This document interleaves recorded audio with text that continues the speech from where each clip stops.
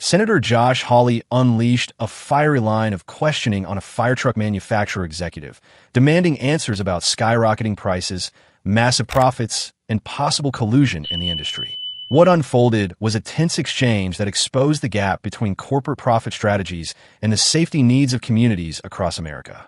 Round of questions. Mr. Meyer, I didn't get a chance to ask you questions earlier, which I'm sure really disappointed you. But let me just, since I have the opportunity now, you're here with the Pierce Company. Yes, sir. It seems to me, correct me if I'm wrong, it seems to me that you have much the same business model as your colleagues in the Rev Group. Mr. Vernig here is sitting to your right. I mean, let me just show you something that a customer of yours said recently. This is Fire Chief Mike Kennedy of Ann Arbor, Michigan. He said that in 2022, he ordered a pumper engine from your company for $662,000. That's a lot of money. He went to place an order this year for the exact same engine and was told it would cost $1,068,769. That's a massive increase. Massive, massive increase. Is this what's allowing you to double your profit margins from 2022 to 2025? Sir, we've seen substantial input cost increases in our supply base to Pierce from the time of that initial order to the time of that order in 2025. That said, we're very transparent with our customers about what that cost is so that we can deliver at that same dollar value that we've committed to. But this is almost 4 times the rate of inflation. I mean, I've heard you say this. I've heard Mr. Vernig say it, that, it's inputs, inflation. You know, inflation's been so high, and inflation has been high. There's everybody in the room knows that. But your increases are 4 and 5 times the rate of inflation. Your price increases over the last 5 years are 7 times higher than the rate of increase than in the earlier part of this decade. I mean, that's extraordinary. And yet your profits have never been higher. I mean, don't you think that's a little strange? If your input costs are so dadgum high, how is it that you're doubling your profit margins? Sir, the input costs that we have to consider are also impacted by the challenge of the lead time, which we also view, like our customers, bad for our business. The longer that lead time is, the more increases we receive from our supply base, which we absorb at Pierce into our costs, and we view the way to bring those prices down and to improve the visibility of those prices to bring the lead time down to our customer the way they demand. Wait, did you just say that the backlog is bad for your business? Sir, our customers demand trucks in 12 to 18 months. We're not delivering that right now. Clearly not, but it's good for your business, isn't it? It's part of your strategy, isn't it? Sir, I believe what's good for our business is listening to our customer. It's been made very clear today and from our customers that lead times that are in the way they are today. Sure, listen, I agree with that. I mean, your customers are begging you for help. But meantime, your CEO is boasting about the fact that your backlog is up to $4 billion, just like the Rev Groups. I mean, let me read you something from your Investor Day presentation in 2025. This is your company now.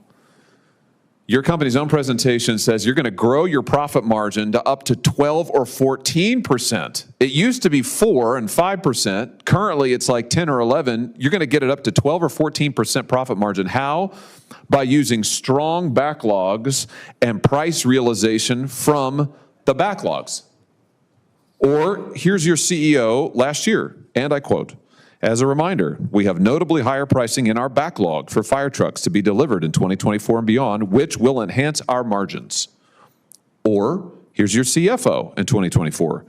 "We have double-digit price increases in our backlog. That will continue over the next 4 years. And when it comes to fire trucks, we're starting to get into about a 3-year backlog that will continue to read through. We continue to expect to see the benefit of price."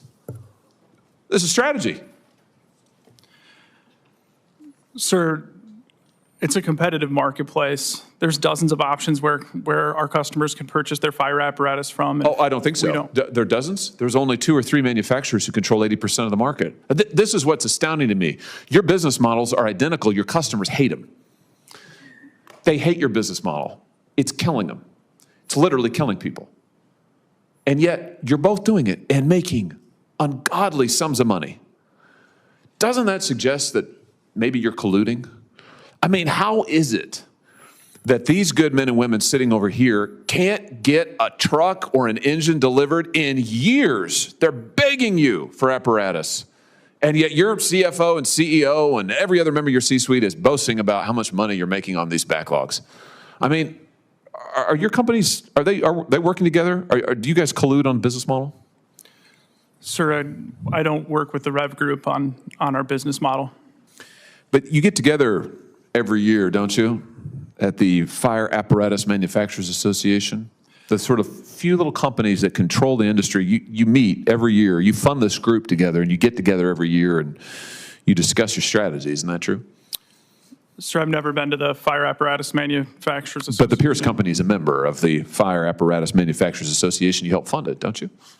We are participants in FAMA yes. Yes, and you go every year, and at those meetings, you get non-public data on the industry and what other manufacturers are doing. Isn't that correct? So from what I understand, we only get the data back that we put in. So we don't see the inputs from other manufacturers.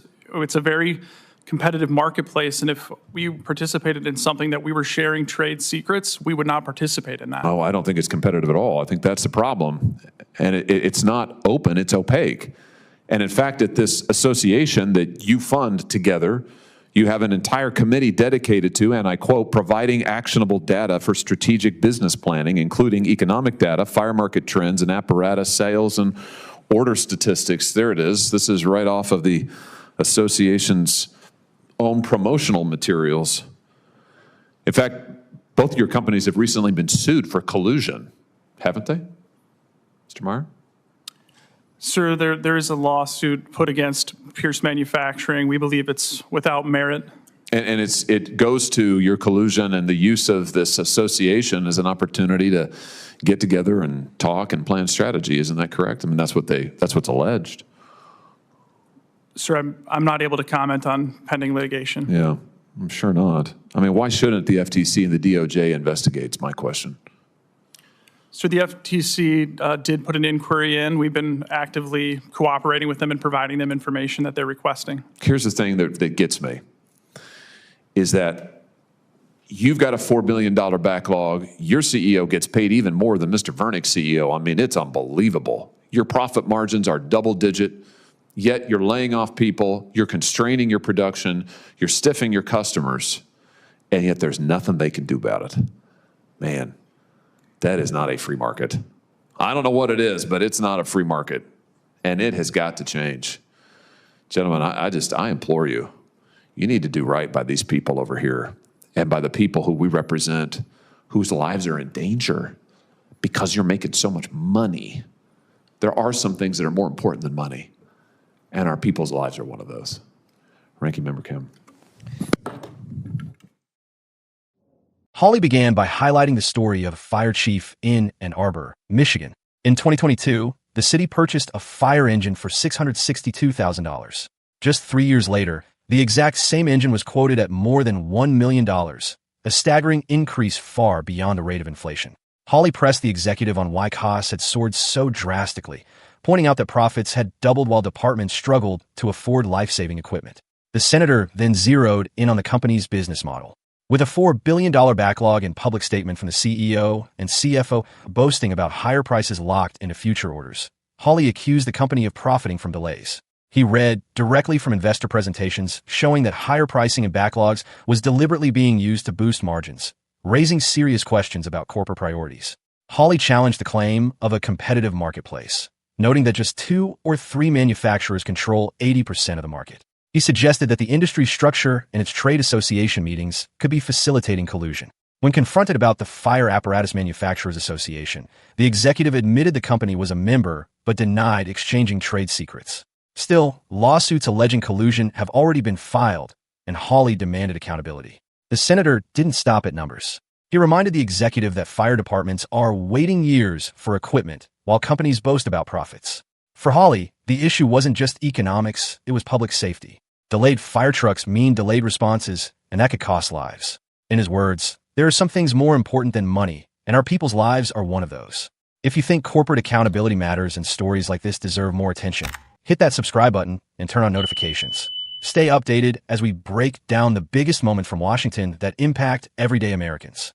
This heated exchange showcased how lawmakers are turning up the pressure on industries that appear to put profit above public safety. Whether the allegations of collusion hold up in court or not, one thing is clear.